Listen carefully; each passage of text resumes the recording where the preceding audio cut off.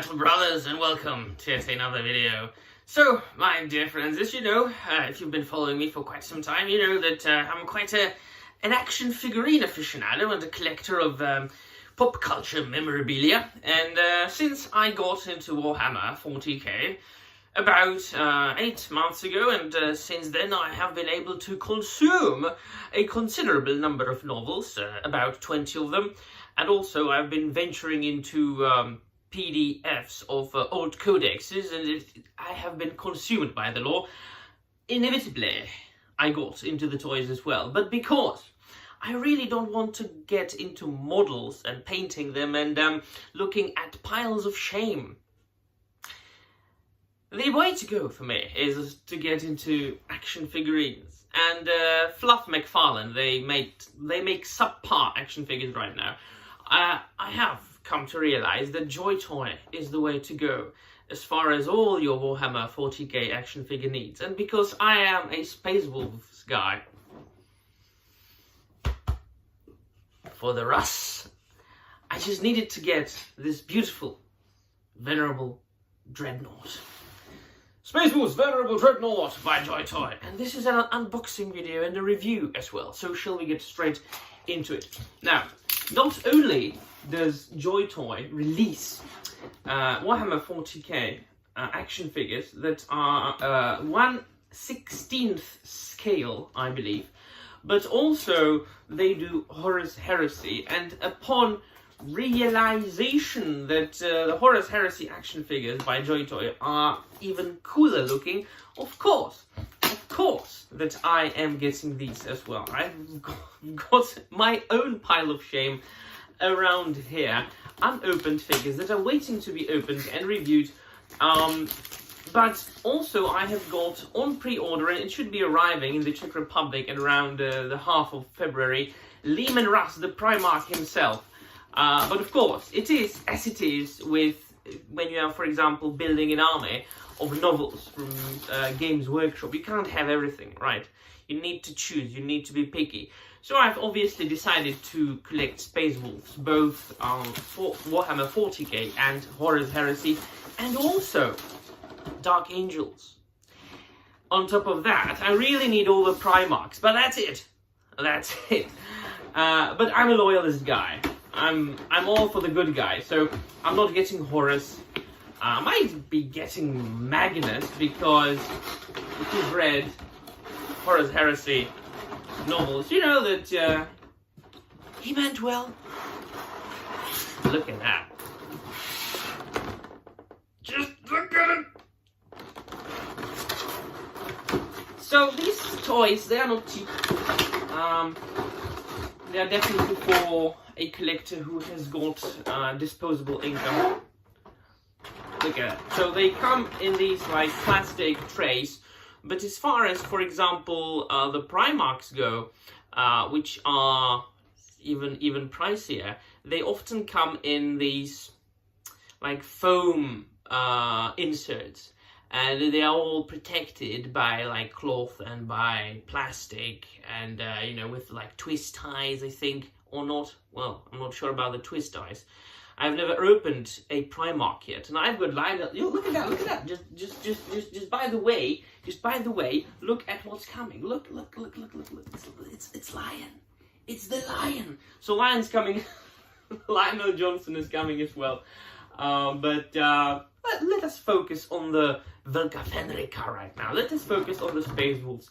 Look at this gigantic, ginormous axe, power axe that this fella comes with. Now, the Space Wolves are very well known for their armor being all adorned and decorated by, you know, with runes. Of course, we have to take it with a grain of salt a little bit, not try to not try to search for some sort of similarities between the Velka Fenrika, the Space Wolves from Warhammer, and the actual existing real-life primary world runes that are extant and have been found by archaeologists. I have studied Germanic literature at university, and I wrote my bachelor thesis on the use of runes in J.R.R. Tolkien's books, so I know a little bit about them.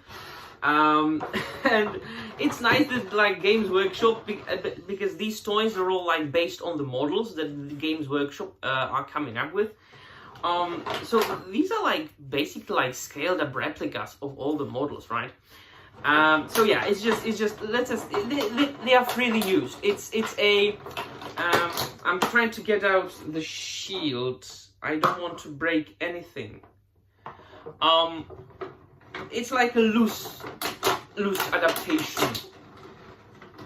Will it go out? That sounded very, very, very dangerous, but it's fine.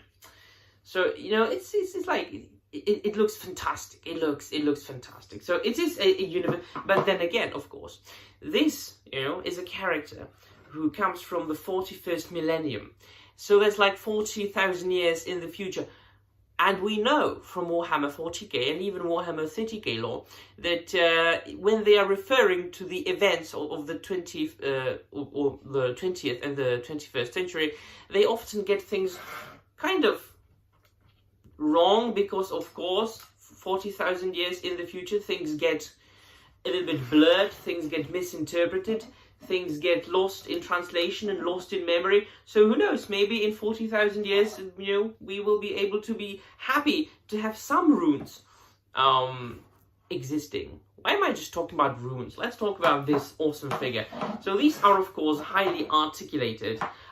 These are not just models, that you would get from a Games Workshop. They are also for lazy people, because they are painted already.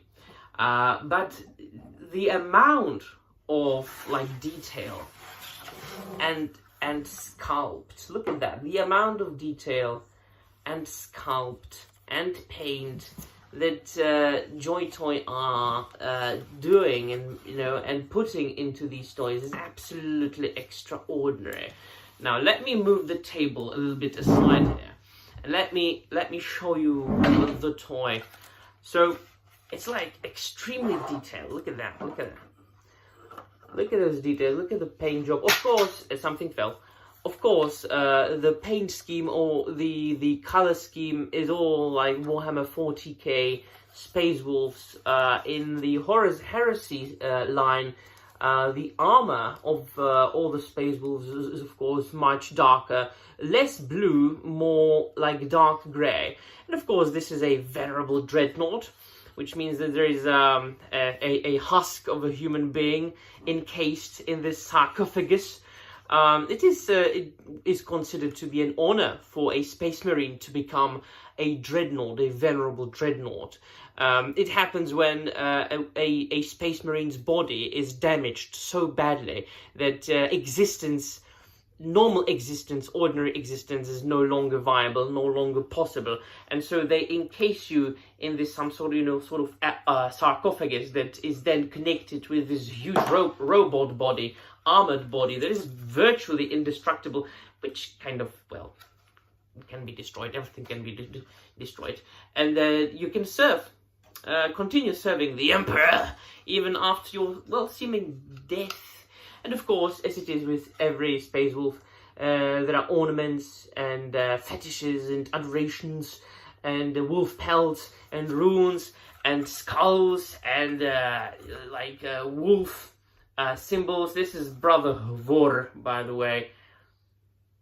So if you haven't done so yet, please check out my review of Prospero Burns, where I talk about the ability of the genius writer Dan Abnett to bring the composition of old Germanic literature into modern literature. He really, really did a tremendous job.